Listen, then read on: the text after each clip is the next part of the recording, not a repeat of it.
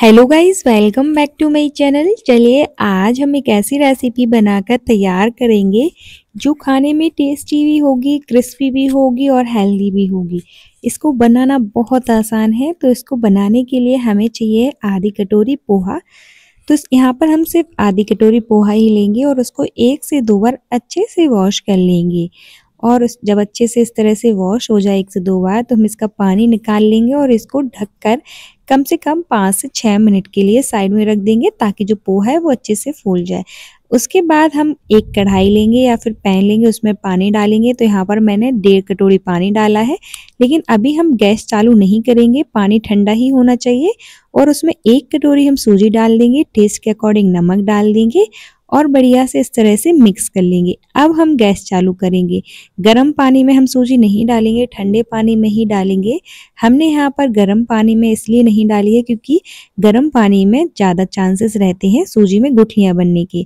और इस तरह से हम थोड़ा सा ऊपर से ऑयल डाल देंगे और गैस चालू करके इसको कंटिन्यूअसली चलाते रहेंगे। इस तरह से अगर आप सूजी को डालते हैं ठंडे पानी में तो आपकी सूजी में बिल्कुल भी लम्स नहीं पड़ेंगे। गर्म पानी में डालने से सूजी में ज़्यादा चांसेस रहते हैं कि लम्स पड़ने लग जाते हैं। और इस तरह से हम बढ़िया से हाई फ्लेम पर कर देंगे गैस को और चलाते रहेंगे कंटिन्यूअसली। और तब तक चलाते रहना जब तक सूजी कढ़ाई ना छोड़ने लगे और डो के फॉर्म में तैयार ना हो जाए। तो यहाँ पर आप देख सकते हैं कि जो हमारी सूजी है बिल्कुल डो के फॉर्म में हो गई है और कढ़ाई भी छोड़ने लगी है। तो हमारी सूजी बिल्कुल बनकर परफेक्ट हुई है। अब हम कर देंगे गैस को बंद और इसको हम ठंडा होने के लिए रख देंगे।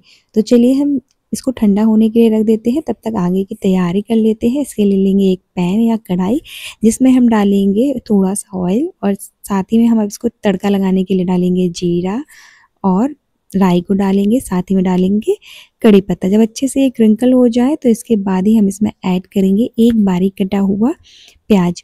तो यहाँ पर सब्जियाँ आप अपने अकॉर्डिंग डाल सकते हैं, कम ज़्यादा कर सकते हैं, जो भी सब्जियाँ आपको पसंद हो, ये बिल्कुल ऑप्शनल है। तो यहाँ पर मैंने एक बारीक कटी हुई प्याज डाल दी है और जब हल्का सा प्याज पक जाए, जब इसका कच्चापन चला जाए, तो उसमें ऐड करेंगे हम टमाटर। तो मैंने यहाँ पर एक बारीक कटा हुआ टमाटर डाला है, बस इतनी ही सब्जियाँ डाली है मैंने। आप चाहे तो इसमें शिमला मिर्च, गाजर, पत्ता गोभी, जो भी आपको पसंद हो वो आप इसमें ऐड कर सकते हैं। और जब टमाटर जो है वो हल्के से सॉफ्ट हो जाए तो हम इसमें डालेंगे उबले हुए आलू।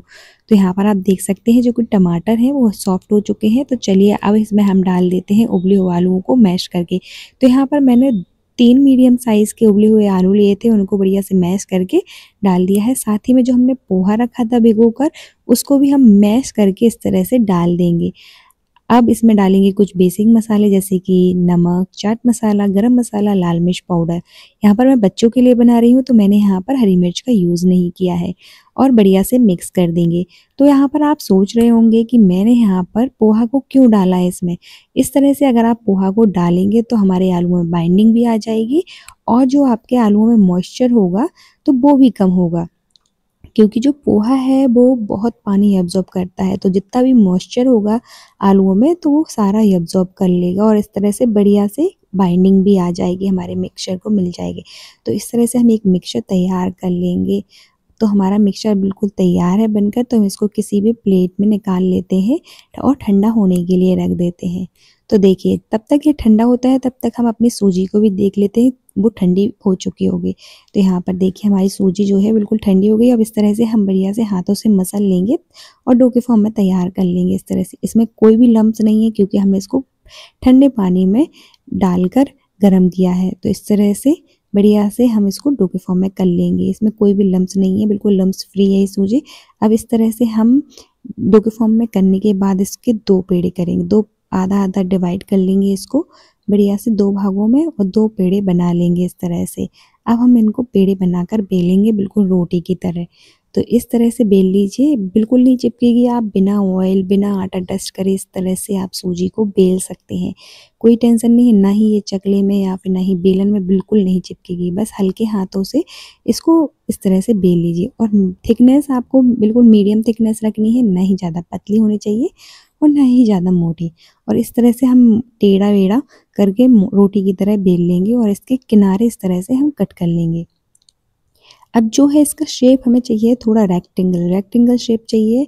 तो इस तरह से हम इसको कट कर लेंगे अपनी सूजी को, और जो किनारे हैं इस तरह से निकाल लेंगे। तो देखिए इस तरह से हम रेक्टेंगल शेप ले लेंगे और इसके जो किनारे हैं वो हटा देते हैं। इस रेसिपी को बनाना बहुत आसान है और खाने में बहुत टेस्टी लगती है। बिलीव मी, अगर आपने एक बार इस रेसिपी को बना लिया ना तो आप इसके फ़ैन हो जाओगे और आप अपने बच्चों के टिफ़िन बॉक्स के लिए इस रेसिपी को बनाकर रख सकते हो। उनको बहुत पसंद आएगी, हेल्दी भी होती है और टेस्टी भी होती है।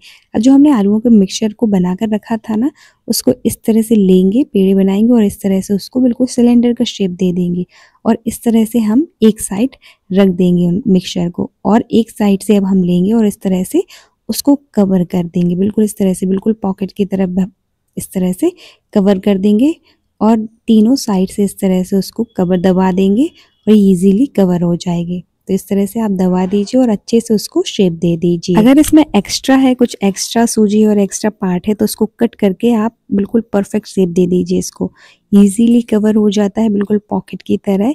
एक एक करके हम इसी तरह से सारी पॉकेट्स बनाकर तैयार कर लेंगे। तो यहाँ पर आप देख सकते हैं बिल्कुल बनकर तैयार है। मैंने यहाँ पर जो एक्स्ट्रा सूजी थी उसको कट कर दिया और अच्छे से इनको इस तरह से प्रेस करके एक शेप दे दिया। तो देखिए कितनी परफेक्ट बनकर तैयार हुई। इसी तरह से आप एक एक करके सारे बनाकर तैयार कर लीजिए।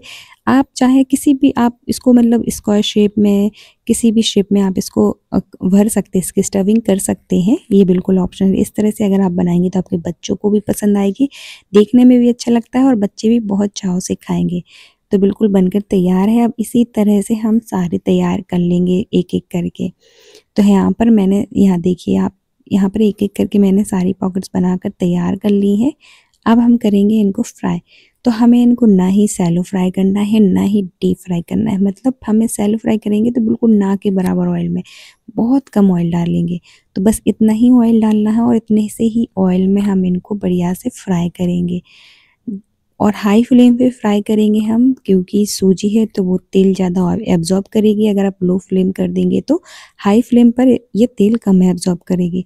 तो इस तरह से गैस का फ्लेम हाई रखेंगे। जब अच्छे से ऑयल गर्म हो जाएगा तो इस तरह से हम एक एक करके डालते जाएंगे और अलट पलट कर दोनों साइड से बढ़िया से क्रिस्पी और गोल्डन ब्राउन होने तक हम इनको फ्राई कर लेंगे। एक बार अपने बच्चों को इस तरह से नाश्ता बनाकर खिलाइए, उनको बहुत पसंद आएगा और आपको भी बहुत पसंद आएगा। और बहुत आसान सी रेसिपी है, खाने में बहुत टेस्टी लगती है और साथ ही में हेल्दी भी होती है। बहुत कम सामान से, घर में पड़े ही सामान से आप इस रेसिपी को बनाकर तैयार कर सकते हैं। तो यहाँ पर अब एक साइड से हम इसको पलट देते हैं। तो देखिए कितना अच्छा कलर आ गया है। इसको इसी तरह से हम सबको अलट पलट कर गोल्डन ब्राउन होने तक हम इनको फ्राई करेंगे। जैसे ही इनका कलर जो है वो गोल्डन ब्राउन हो जाएगा और क्रिस्पी हो जाएंगे अच्छे से इस तरह से, तो हम उनको निकाल लेंगे। तो यहाँ पर आप देख सकते हैं कि जो हमारी नाश्ता है वो बिल्कुल दोनों साइड से अच्छे से सिक गए हैं और दोनों साइड से बढ़िया से गोल्डन ब्राउन हो गए हैं। तो अब हम इनको निकाल लेंगे और सर्व कर लेंगे। तो एक बार आप ज़रूर बनाइएगा और कमेंट सेक्शन में ज़रूर बताइए कि आपको ये रेसिपी कैसी लगी। अच्छी लगी हो तो वीडियो को लाइक करना ना भूलें। Thank you for